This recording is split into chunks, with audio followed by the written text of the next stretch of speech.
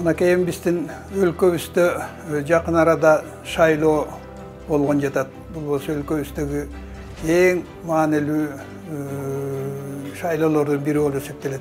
Bu şu kийинчерээк өлкөбүздүн өнүгүшү үчүн адам баласынын элдерибиздин жашоо шартынын жакшырак болушу үчүн мынакей ушул боюнча болуп атат да. Эми ошол боюнча азыркы учурларда талапкерлер болсо өлкөбүздү кыдырып өздөрүнүн болгон жетишкендиктерин, иштердин баардыгын айтып жатышат. Мына ошонун бири Кубанычбек Кадыров. Муну болсо биз илгерки İçki İşler Ministrliğinde işlep жүргөн boyunca bilebиз.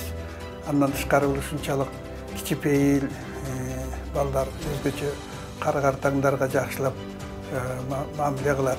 Мына ошондуктан мына ушу шайлоого ушундай элим жерим деген эл үчүн күйгөн адамдар келсе өлкөбүздүн өнүгүшүнө жакшы иштер болор эле деп ойлойбуз да. Ал эми мурун болсо 30 yılın içindeki olan şayloolarını biz bari bilebиз. Olsa jogorku kеңешке анда эмне кимдер гана келбегендер. Анын ичинде базарда иштегендер дагы бар, олигархтар дагы бар, коррупционерлер да бар.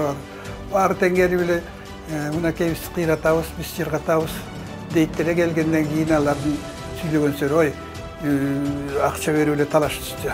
Анан кийин барып биздебиз десек ой кейбірлер айтат, керек болса сіздер сатып алғанбыз. Бізден не керек сіздерге азыркы? Деген мұны шындайға чейин жеткенбиз да. Ата жұрт партиясына анын ичинен Кубанычбек Кадыровго добуш беришиңиздерди каалар элем.